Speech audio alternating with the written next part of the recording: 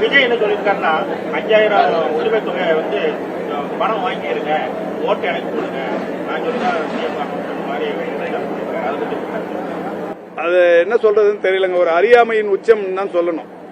அவர் பிறக்கிறதுக்கு ஒரு 5 வருஷத்துக்கு 4 வருஷத்துக்கு முன்னாடியே கலைஞர் தமிழ்நாட்டில் ஆற்றியிருக்கிற சாதனைகளை அவர் தெரிந்து கொண்டால் நன்றாக இருக்கும். திமுகவின் தலைவராக முத்தமிழறிஞர் கலைஞர் அவர்கள் இந்த திராவிட மாடல் ஆட்சியின் தொடர்ச்சியா கலைஞர் 1970 இந்தியாவில் முதன்முறையா குடிசைகளே இல்லாத நிலையை ஆக்கணும்னு சொல்லி குடிசை மாற்று வாரியம் என்று ஒன்று உருவாக்கினார்.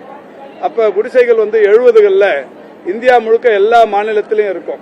ஒரு மழைக்காலம் அல்லது வெயில் காலத்தில் தீக்கிரையாவது, மழை காலத்தில் வெள்ள பாதிப்புகளுக்குள்ளாவது, இந்த மாதிரி அவதியுற்றுக் கொண்டிருந்த குடிசை பகுதி மக்கள் அதை இந்தியாவில் முதன்முறையா குடிசை மாற்று வாரியத்தை ஏற்படுத்தி குடிசைகளுக்கு பதிலாக காங்கிரீட் வீடுகளை கட்டி தந்தவர் முத்தமிழறிஞர் கலைஞர்.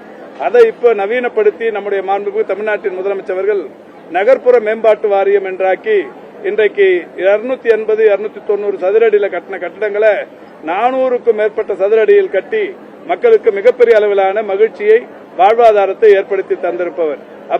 இப்ப சொன்னவரை பிறக்கவே இல்லை.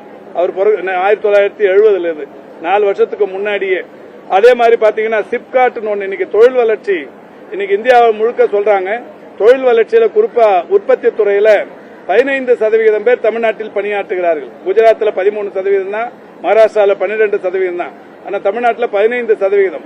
இதுக்கான காரணம் 1971 முத்தமிழறிஞர் கலைஞர் state industries promotion corporation of தமிழ்நாடுங்கிற சிப்காட்ங்கிற அமைப்பை ஏற்படுத்தினான்.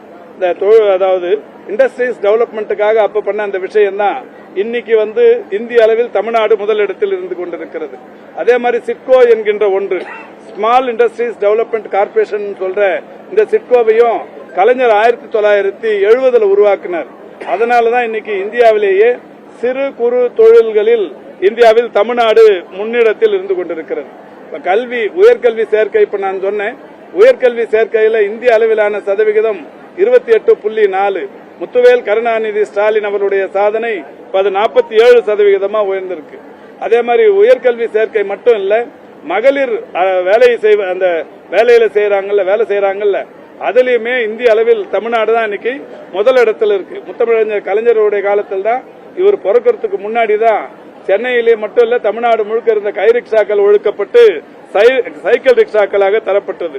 இந்த மாதிரி பல்வேறு காரியங்களை தொழில்துறையிலும் கல்வித்துறையிலும் சுகாதாரத்துறையிலும் அந்த காலத்திலிருந்து செஞ்சு வர்றதாலதான் இப்ப ஒட்டுமொத்தமாக பொருளாதார வளர்ச்சி என்பது இந்திய அளவில் எல்லா மாநிலங்களிலும் ஓரிலக்கமாக இருந்து வருகிற நிலையில், ஏன் ஒன்றிய அளவிலேயே 6.5% என்கின்ற நிலையில் இருக்கும்போது முத்துவேல் கருணாநிதி ஸ்டாலின் அவருடைய சாதனை 11.9 இன்றைக்கு உயர்ந்திருக்கிறது. ஏறத்தாழ ஒரு 14-15 வருஷத்துக்கு முன்னாடி முத்தமிழறிஞர் கலைஞர்கள் முதலமைச்சராக இருந்தபோது 13.12% இருந்தது. அதுக்கு பின்னாடி ஒரு 14 வருஷம் ஓரிலக்க வளர்ச்சியா இருந்தது. இன்னைக்கு முத்துவேல் கருணாநிதி ஸ்டாலின் அவர்களால் 11.19% உயர்ந்திருக்கிறது. இதையெல்லாம் தெரிந்து கொண்டால் அதை சொல்ல மாட்டாங்க. இதுக்கு முன்னாடி அவர் சொன்னாரு, அவர் பிறக்கிறதுக்கு ஒரு 4 வருஷத்துக்கு முன்னாடி இந்த கிராமப்புறங்களில் நகர்ப்புறங்களில் வசித்தவருடைய எண்ணிக்கை வெறும் 30% தான். மீதி 70% கிராமப்புறங்களில் வசித்தாங்க. ஆனா இன்னைக்கு 2025 எவ்வளவு சதவீதம் பேர் நகர்ப்புறங்களில் வசிக்க தொடங்கி இருக்கிறாங்கன்னா, கிராமப்புறங்கள்ல இருந்து படிப்படியா இடம் மாறி நகரங்களுக்கு 54% பேர் வசிக்க தொடங்கி இருக்கிறாங்க. ஒட்டுமொத்தமா 100% நகரப்பகுதியில் வசிப்பவர்கள் எண்ணிக்கை 54% உயர்ந்திருக்கிறது என்றால் நகர்ப்புற வளர்ச்சி அதற்கு வளர்ந்ததற்கு காரணம். இதை செய்ததும் திராவிட இயக்க ஆட்சி. இதெல்லாம் புரிந்து கொண்டு பேசினால் நன்றாக இருக்கும். என்னங்க எங்க அதாவது அதை முறைப்படுத்துவாங்க, வெளியேற்றிட்டாங்கன்னு இல்ல. அதாவது பொதுமக்களுக்கு தொல்லையும் இருக்கக்கூடாது. அதாவது தண்ணி விற்கிறாங்கன்னா ஒரு பியூரிஃபைடு வாட்டர் இருக்கணும். ஏதோ ஒரு தண்ணி எடுத்துட்டு வந்து இங்க வித்தாங்கன்னா அவங்களை அனுமதிக்க முடியாது. பிடபிள்யூடி பர்மிஷன் வாங்கி இந்த இடத்துக்கு ஒரு உரிமம் வாங்கும் போது அவங்க ஒரு மினிமம் வாடகை கட்டணம் சொல்லுவாங்க. அது மாதிரி அவங்க ஒவ்வொருத்தருக்கும் கொடுப்பாங்க. யார் வேணாலும் எதை வேணாலும் வித்துக்கலாம்னு சொன்னா அது நல்லா இருக்காது. ஏன்னா வர்றவங்க மருத்துவ பயனாளர்களுக்கு தகுதியற்ற உணவு அல்லது தகுதியற்ற நீர் அந்த மாதிரி எதுவும் போய் சேர்ந்துட்டா பாதிப்பு ஏற்பட்டுரும். அப்ப நீங்களே கேட்பீங்க, இது மாதிரி கண்டவங்களை கடை வைக்க வச்சு நோயாளிகள் பாதிக்க விட்டுட்டீங்களேன்னு கேட்பீங்க. அதுக்காக தான் அவங்க முறைப்படுத்துறாங்க. ஆயுஷ்னு சொல்லிட்டு ஒரு இன்டர்வியூ நடந்தது. அது என்ன ஆயிஷா ஆயுஷ் இன்டர்வியூவா? இதான் மாவட்ட ஆட்சித்தலைவர் தலைமையில் டிஸ்ட்ரிக்ட் ஹெல்த் கமிட்டின்னு ஒன்று இருக்குங்க. மாவட்ட ஆட்சித்தலைவர், டிடிஹெச் இவங்கெல்லாம் இருப்பாங்க. அவங்க இன்டர்வியூ நடத்தி அதில் எத்தனை பணியிடங்கள் காலியாக இருக்கோ அதுக்கேற்ற மாதிரி தொடர்ந்து வெளியிடுவாங்க. பல் மருத்துவர்களாக இருந்தாலும் ஆயுஷ் மருத்துவர்களாக இருந்தாலும் அந்த மாதிரி வெளியிடுவாங்க. அவங்க அந்த முடிவு அவங்கள பொறுத்து வெளியிட்டுருவாங்க. ஆமாம் ஆமாம். பைபாஸ் இன்னும் கொஞ்சம் அதிகமாக கோயம்புத்தூர்ல இருக்கு. பைபாஸ் இப்போ ஏற்கனவே கேத்தலாப் ஏற்கனவே எத்தனை ப்ரொசீஜர் நடக்குதுமா? அதிகமாக தேவைப்படுது.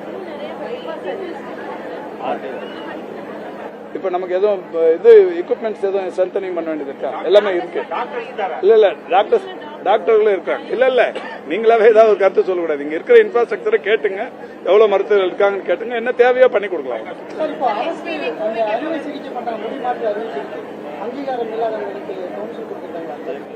இல்ல எப்படி முடி அறுவை சிகிச்சை ஏர் பிளான்ட்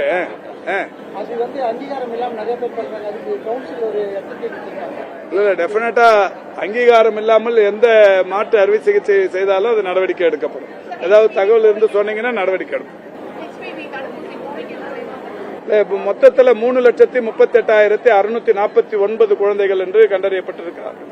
இவங்களுக்கு படிப்படியா கொடுத்துன்னு வருவாங்கன்னா அந்த ஸ்கூல்ல போய் கொடுக்கறது, அந்த பெற்றோர்களிடத்தில் ஒப்புதலை பெறுவது, அந்த மாதிரி ப்ரொசீஜர்ஸ் இருக்கு. அதை பண்ணிடுவாங்க. இங்க கோயம்புத்தூர்ல ஆகஸ்ட்ல பண்ண போறாங்க.